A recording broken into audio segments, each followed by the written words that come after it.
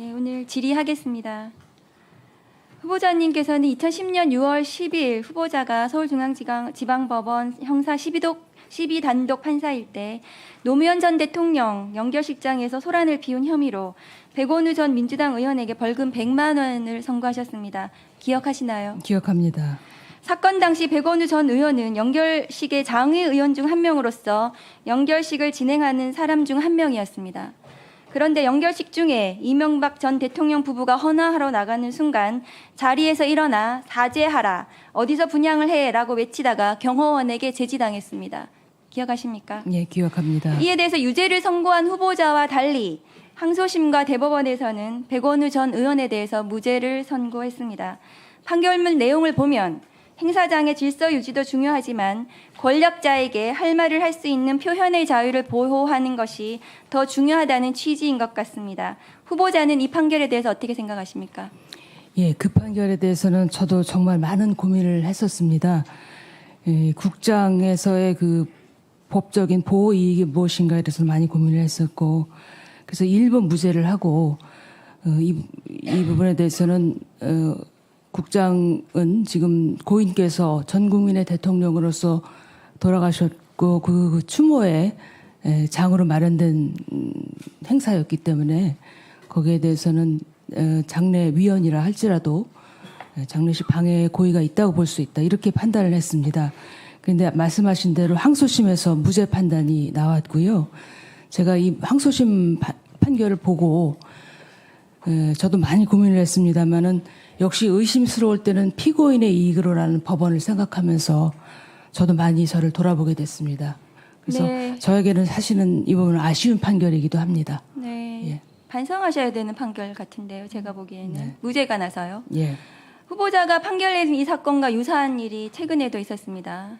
올해 2월 카이스트 학위 수여식에서 한 졸업생이 윤석열 대통령에게 R&D 예산 삭감을 항의하다가 경호원들에게 입을 틀어막히고 사지가 들린 채 퇴장당했습니다.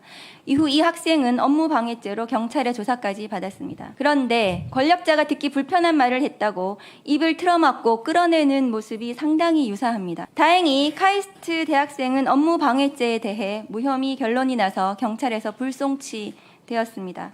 만약 후보자가 이 사건을 판단했다면 어땠을까?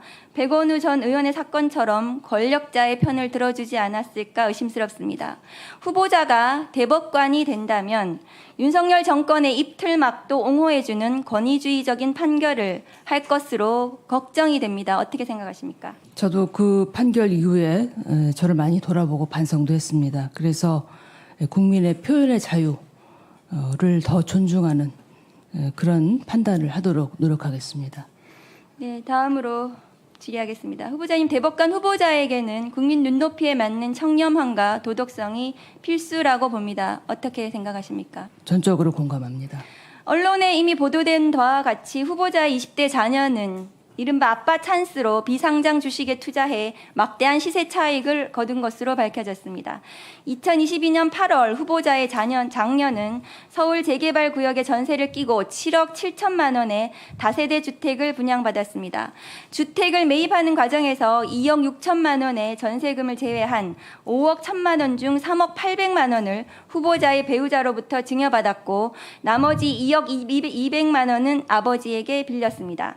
향후 개발 호재가 예상되는 지역에 전세를 끼고 투자하는 갭 투자의 전형적인 방식입니다. 이후 아버지 돈으로 매수했던 자신의 비상장 주식을 아버지에게 양도하는 방식으로 아버지에게 빌린 차용금을 상환했습니다. 후보자가 제출한 장녀 주식 보유 처분 이력을 보시면 A사 비상장 주식을 처음 매수했을 당시보다 64배에 거래해서 막대한 차익을 남겼고 이외에도 만 8세에 아버지 돈을 증여받아 아버지의 친형이 운영하는 회사 주식을 매수해 원금 14배의 시세 차익을 거둔 것으로 확인되었습니다. 총 4억 2,700만 원의 이익을 실현했지만 그중에서 장녀가 직접적으로 투자한 돈은 400만 원에 불과했습니다. 후보자님, 장녀가 지금 대학원생 맞습니까? 대학원을 졸업하고 있습니다. 지금 더 취업하고 학업을 준비 중에 있습니다. 취업을 했습니까? 아직 안 했습니다. 일정한 소득이 없는 장녀가 아빠 추천으로 아빠에게 빌린 돈을 종잣돈 삼아서 초대박 주식에 투자하고 다시 7억 원이 넘는 주택을 매입했다는 사실에 대해 일반 국민들이 느낄 상대적 박탈감에 대해서 어떻게 생각하십니까? 그 점에 대해서 국민의 눈높이에 맞지 않는다는 점을 저도 충분히 인정하고 그 부분에 대해서 굉장히 송구스럽게 생각합니다. 후보자님이 대법관에 임명되시더라도 가장 걱정되는 지점은 과연 하루를 살아가는 일반 소시민들의 삶을 이해하면서 민생을 위한 판결을 내려주실까 하는 데 있습니다. 그거는 이해하시죠? 그런 우려가 있다는 거 충분히 제가 이해하고요. 제가 인사 말씀에서 말씀드린 바와 같이 저도 법정에서 처음 시작은 해고자였습니다. 그래서 제가 소수자나 약자의 마음을 헤아리지 못한다고 말씀드리기는 어려울 것 같습니다. 그렇지만 의원님께서 말씀하신 우려를 제가 충분히 이해하고 그 부분에 대해서 미흡함이 없도록 더욱 노력하겠습니다.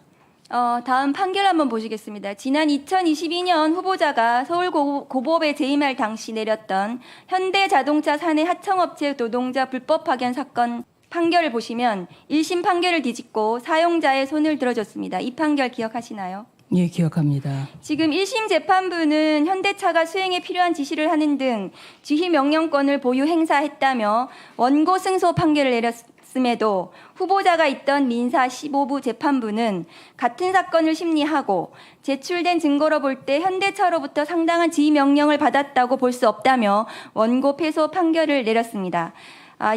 후보자의 재판부는 현대차 소속 근로자들이 1차 하청업체 간접 생산공정 노동자들과 같은 장소에서 같은 부품에 관해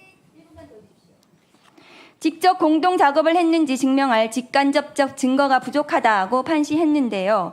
노동전문재판부를 1년 넘게 근무한 후보자는 국회 인사청문 자료를 내시면서도 자신이 내세울 만한 노동전문 판결을 내시는데 노동사건은 전무했던 것 같습니다.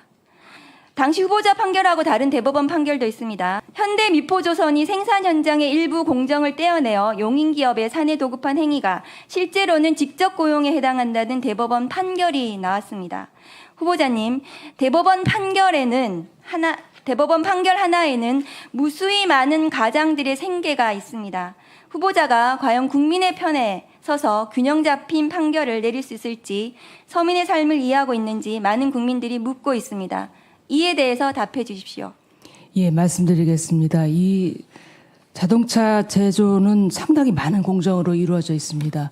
그중에 간접 생산 공정에 대해서 제가 저희 재판부에서 파견을 인정하지 않은 사건은 이 사건 한 건입니다. 나머지 사건들 여러 건이 있는데 전부 파견을 인정했습니다. 그런데 파견 사건은 사실관계와 증거를 다 판단을 해서 심리를 해서 결론을 내려야 하는 것이지 무조건 원고 승소 판결을 할 수는 없다고 생각합니다. 그것은 온정주의이지 법치주의는 아니라고 생각합니다.